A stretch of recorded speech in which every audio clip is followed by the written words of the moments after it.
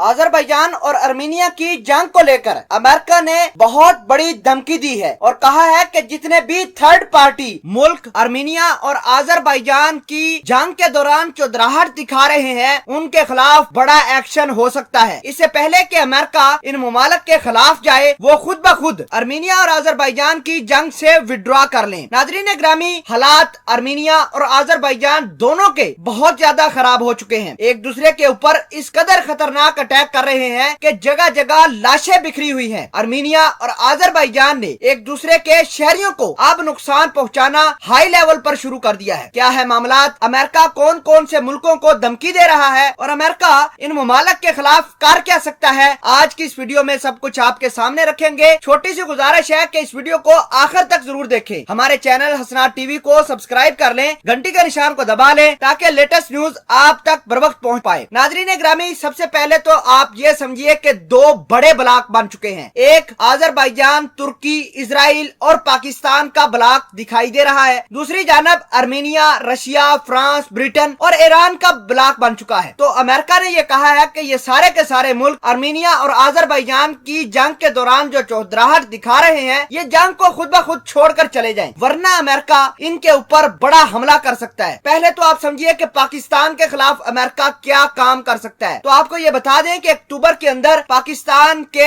हवाले से FATF ने एक मीटिंग कंडक्ट करनी है। उसमें पाकिस्तान को ग्रे से ब्लैक या फिर ग्रे से बाहर निकालना है, इस बात का फैसला होना है। तो अमेरिका के सदर डोनाल्ड ट्रंप उस FATF की कमेटी को इन्फ्लुएंस करके पाकिस्तान के लिए कुछ बड़ा खतरनाक काम कर सकते हैं। अब बात करते हैं कि इजराइल के खिलाफ अमेरिका के सदर क्या कर सकते हैं। तो इजराइल अमेरिका का सेकंड हैंड है। अमेरिका ने आज तक जितना भी लेटेस्ट असला डेवलप किया है वो सबसे पहले अगर किसी मुल्क को ट्रांसफर किया है तो वो इजराइल है। अमेरिका के अंदर, अमेरिका के पेंटागन के अंदर इजराइल की मोसाद बड़े हाई लेवल के ऊपर काम करके अमेरिका की फौज को असिस्ट कर रही है। तो अमेरिका इजराइल को दिए जाने वाले लेटेस्ट हथियारों पर पाबंदी लगा सकता है। अब बात करते हैं तुर्की की। तो तुर्की के बारे में अमेरिका के सदर सीरिया के अंदर तुर्की की फौज को निशाना बना सकते हैं। आपको बता दें कि तुर्की लगातार आजरबाईजान को हथियार, एमुनेशन, जंगजू और ड्रोन तक फराहम कर रही है। अमेरिका के सदर ने अगर तुर्की को निशाना बनाना है तो वो सीरिया के अंदर तुर्की की फौज को निशाना बना सकते हैं। इसके अलावा अमेरिका तुर्की का कुछ नहीं बिगाड़ सकता। अगर बात करें ईरान की, तो ईरान भले ही आर्मीनिया की सपोर्ट कर रहा है, लेकिन फिर भी अमेरिका को ये तकलीफ है कि ये आर्मीनिया की सपोर्ट में क्यों आया है। ईरान जहां भी नजर आएगा अमेरिका उसको हिट करेगा। तो आबनाए हरमज के ऊपर ईरान को अमेरिका टारगेट बना सकता है। बाकी रही बात रशिया की, तो रशिया और अमेरिका का आपस में कंपैरिजन करना बिल्कुल ठीक ना होगा, क्योंकि अगर असले की बात आए तो रशिया अमेरिका से बहुत सुपीरियर है। नाजरीन ग्रामी, आपको बता दें कि कराबाग के अंदर जो हालात जारी हैं वो बहुत ज्यादा खराब हैं। लाशों के अंबार लग चुके हैं। कराबाग के बहुत सारे इलाकों पर